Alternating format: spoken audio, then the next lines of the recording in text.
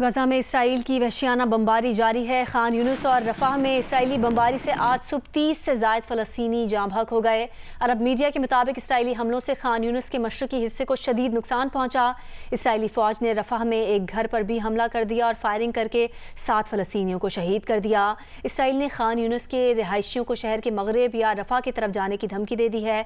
अरब media का बताना है कि रफाह की जानिब नकल मकानी करने वाले इसराइली बमबारी की जद में आए हैं। गजा के रिहायशियों का कहना है कि गजा में कोई महफूज जगह नहीं है। सड़कें तबाह होने से खान यूनुस के अहदाफ ज़दा इलाकों में लोग फंसे हुए हैं।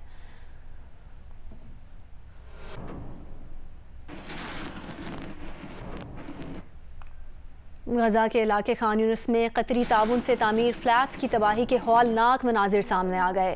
तुर्क टीवी सहाफ़ी का घर लाइव कवरेज के दौरान तबाह हुआ। बराह रास्त कवरेज करती हुई रिपोर्टर का घर उनकी आंखों के सामने तबाह किया गया। रिपोर्टर रबा खालिद लाइव कवरेज के दौरान आबदीदा हो गए।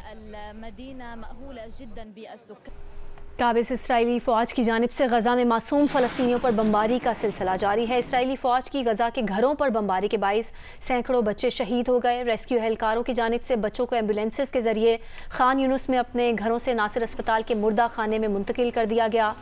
गुज़िश्ता रात इसराइली फ़ौज की गजा की पट्टी में बमबारी से सैकड़ों घर मलबे का ढेर बन गए थे।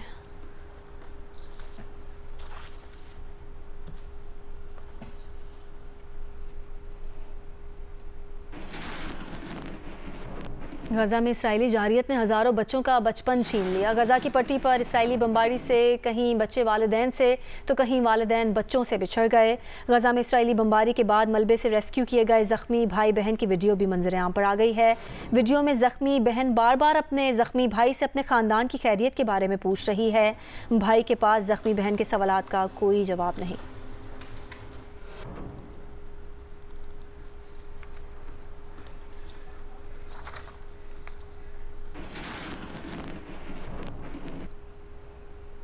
जनूबी गजा में इसराइली बमबारी ने सैकड़ों घर मस्मार कर दिए। सिविलियन आबादी पर अंधाधुंध बमबारी ने कई मासूम बच्चों को शहीद कर दिया।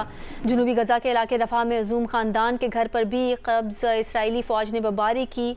बमबारी के बायस अजूम ख़ानदान मुतादिद अफराद के शहीद हो गए। शहदा की माँ ने मैयतों से लिपट कर अपने शहीद बच्चों को अलविदा किया।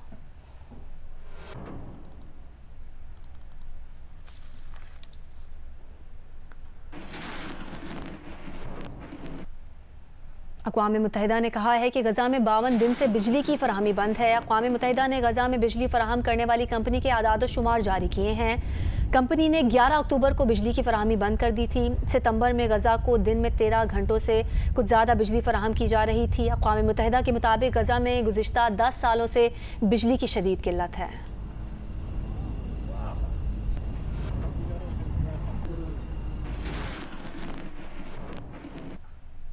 गजा में इसराइली फ़ौज की कार्रवाइयों के दौरान हमास के अल-क़साम ब्रिगेड की तरफ से भरपूर मुज़ामत भी जारी है। गजा में हमास हमले में 2 इसराइली फ़ौजी हलाक हो गए हैं। इसराइली अखबार के मुताबिक इसराइली फ़ौज ने 2 फ़ौजियों की हलाकत की तस्दीक करते हुए उनके नाम भी जारी कर दिए हैं।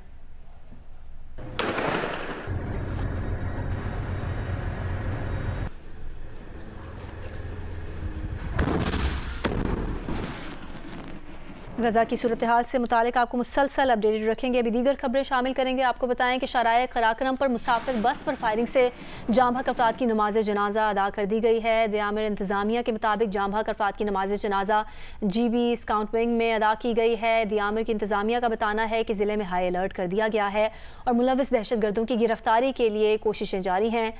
गुज़िश्ता रोज़ शराय कराक्रम हडोर के करीब बस पर दहशतगर्दों की फायरिंग से 8 अफराद जाँ बहक हो गए थे।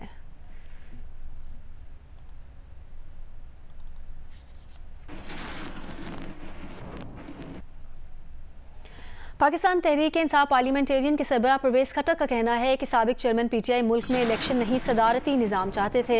परवेज़ खटक ने एक इंटरव्यू के दौरान कहा कि पहले भी पार्टी में 4-5 इलेक्शन जाली थे, सिर्फ कागजी कार्रवाई थी। पार्टी में जमहूरियत होनी चाहिए।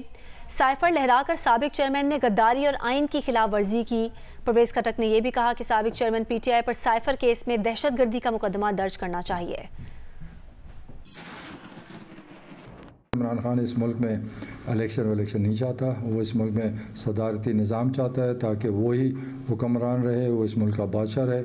और वो कभी भी नहीं चाहता कि हमारी फ़ौज ताकतवर हो, क्योंकि फ़ौज को कमज़ोर देखना चाहता है। आपकी तरह हमने भी देखा साइफर उसने लहराया, लेकिन ये बहुत बड़ी गलती थी, क्योंकि मेरी नज़र में तो ये बिल्कुल ज़बरदस्त केस है कि आइन की खिलाफ वर्जी की गई और इस पर दहशतगर्दी का जो क्लॉज है वो आना चाहिए। इमरान खान चाहता था कि उस दिन इतना इंतशार हो, लोग मरें और आर्मी में इंतशार फैल जाए और मुल्क में, ताकि मैं एक आके मुल्क पे आवाम की ताकत पे कब्ज़ा कर लूँ। इससे 4-5 इलेक्शन पहले भी जाली हुए थे, जो इलेक्शन कमीशन ने नोटिस लिया और सही नोटिस किया। मैं ना गवाह हूँ कि सब कुछ जाली था, सिर्फ पेपर पर काम होता था ना, इसमें तो पता भी नहीं था वोटर कौन है।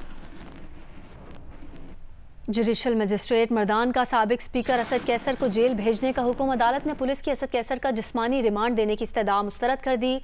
असद कैसर को गुज़िश्ता रोज़ जमानत होने पर एक और केस में गिरफ्तार किया गया था। असद कैसर पर 9 मई को तोड़ फोड़ के वाक़यात का मुकदमा दर्ज है।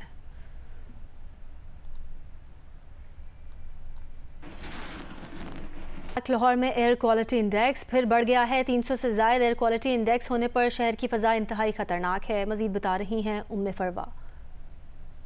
जी, लाहौर में एक मरतबा फिर से एयर क्वालिटी इंडेक्स बढ़ गया है और 320 एयर क्वालिटी इंडेक्स के बाद से लाहौर फिर दूसरा आलूदा तरीन शहर बन चुका है। अगरचे आज इतवार का रोज़ है और दुकानें, मार्केट्स वगैरह सब बंद है, दफातर भी बंद हैं, लेकिन उसके बावजूद लाहौर की जो आलूदगी है फ़ज़ा के अंदर वो बदस्तूर बढ़ रही है। मौसम के हवाले से बात की जाए तो इस वक्त हवा में नमी का तनासुब 62% है और हवाएं बिल्कुल नहीं चल रही। आइंदा हफ्तों के हवाले से महकमा मौसमियात ने यह प्रेडिक्शन की है कि जो कम से कम दर्जा हरारत है वो 8 से 9 डिग्री सेंटीग्रेड जाने का इम्कान है। और अगर आज लाहौर के कम से कम दर्जा हरारत की बात की जाए तो 11 डिग्री सेंटीग्रेड लाहौर का दर्जा हरारत रहेगा। जी, कराची का फ़ज़ाई मेयार सुबह से ही शदीद मुतासिर है। कराची आलूदा तरीन शहरों की फहरिस्त में कभी पहले तो कभी तीसरे चौथे नंबर पर ही रह रहा है। मज़ीद बता रही हैं नुमाइंदा जियो न्यूज़ शवाला असलम। इन दिनों कराची का जो मौसम है वो खुश्क रह रहा है और जो रातें हैं वो सर्द ही रह रही हैं और हल्की रफ्तार से शुमाल मशरिक से हवाएं चल रही हैं जो कि शहर के फ़िज़ाई मेयार को बुरी तरीके से मुतासर कर रही हैं। आज सुबह में भी कराची आलूदा तरीन शहरों की फहरिस्त में पहले नंबर पर आया था। महकमा मौसमियात की जानिब से ये भी बताया गया है कि अक्टूबर से जो कराची में हवाओं की सिमत है उसमें तब्दीली भी आई है और अब जो हवाएँ हैं वो समुद्री हवाएँ नहीं बल्कि वो थर और रेगिस्तान की जानिब से वो हवाएं चल रही हैं, जिसकी वजह से जो गर्द आलूद हवाएं हो जाती हैं कराची की और वो फ़िज़ाई मेयार को बुरी तरीके से मुतासर भी कर रही हैं। माहिरी तजवीज़ करते हैं लोगों को कि जब वो घरों से बाहर निकलें तो एहतियाती तदाबीर अपनाएं और ज़्यादा से ज़्यादा मास्क का इस्तेमाल भी लाजमी करें। जी, गुजरांवाला में स्मॉग में एक बार फिर इजाफा हो गया है। मज़ीद बता रहे हैं उस्मान खलील। अजी, पंजाब भर की तरह गुजरांवाला में भी स्मॉग की शिद्दत में वाजिया कमी देखने में आई है। गुज़िश्ता रोज होने वाली हल्की बारिश के बायस अगर आपके मौसम की बात की जाए तो इस वक्त शहर और गिरदलुआ में तेज धूप निकली है और साथ में ठंडी हवाएं चल रही है, जबकि सड़कों पर ट्रैफिक भी मामूल के मुताबिक चल रही है। जबकि शहरी स्मॉग एसओपीज़ को मुकम्मल तौर पर नजरअंदाज कर रहे हैं। 1000 में से 1 या 2 शहरी ऐसा है जो मास्क का इस्तेमाल कर रहा है। और जबकि महकमा मौसमियात का कहना है कि आइंदा पूरा हफ्ता गुजरांवाला का मौसम खुश्क और सर्द रहेगा, कि जबकि तिब्बी माहिरीन ने शहरियों को हिदायत की है कि घर से बाहर निकलते वक्त मास्क का इस्तेमाल जरूर करें ताकि मुख्तलिफ बीमारियों में मुब्तला होने से बच सकें। जी, फैसलाबाद में महकमा माहौलियात आलूदगी फैलाने वाली फैक्ट्रियों और ईंटों के भट्टों के खिलाफ मौसर इकदाम में नाकाम है, जिसकी वजह से इंसदाद स्मॉग सरगर्मियाँ मौसर साबित नहीं हो रही। मजीद बता रहे हैं नुमाइंदा जियो न्यूज़ हमाद अहमद। जी, फैसलाबाद में ज़िली इंतज़ामिया की कार्रवाइयों के बावजूद इंसदाद स्मॉग इकदाम मौसर साबित नहीं हो रहे। शहर के मुख्तलिफ इलाकों में सनती यूनिट्स और नवाही इलाकों में ईंटों के भट्टे मुसलसल धुआं उग रहे हैं।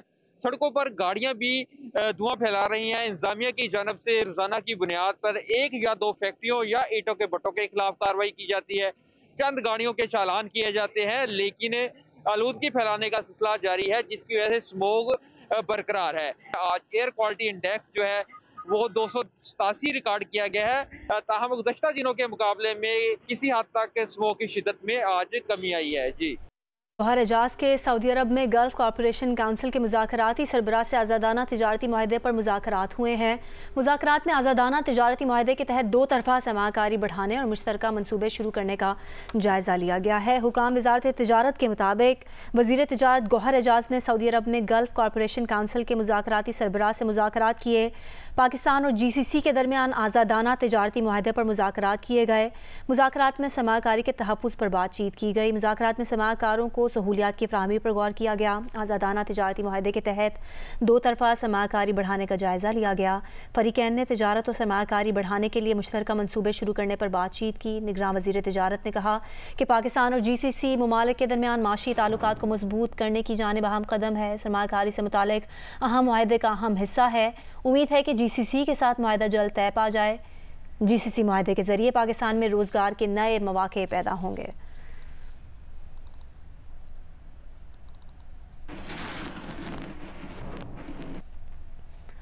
गवर्नर सिंध कामरान खान टसौरी ने खुसूसी अफराद से मुतालिक तकरीब में शिरकत की है। इस मौके पर गवर्नर सिंध जिस्मानी कमज़ोर बच्चों में घुल मिल गए। उन्होंने स्टॉल्स का दौरा भी किया।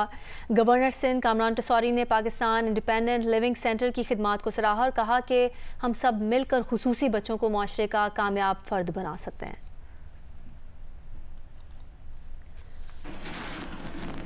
कराची के खैराती अस्पतालों की ऑडिट रिपोर्ट और खर्चात किसी ने नहीं बताए। महकमा सेहत के ज़राए के मुताबिक 3 माह से ज़ायद गुजर गए, किसी खैराती अस्पताल ने ऑडिट रिपोर्ट जमा नहीं कराई। महकमा सेहत ने 23 अगस्त और 10 नवंबर को खैराती अस्पतालों को ख़त लिखा था। ख़त में ऑपरेशन, मुलाजमीन की तनख्वाहें, अलाउंसेज, ICU और वार्ड फीस का पूछा गया था। सिंध के 20 खैराती अस्पतालों को ऑडिट रिपोर्ट जमा कराने के लिए ख़त लिखा गया था।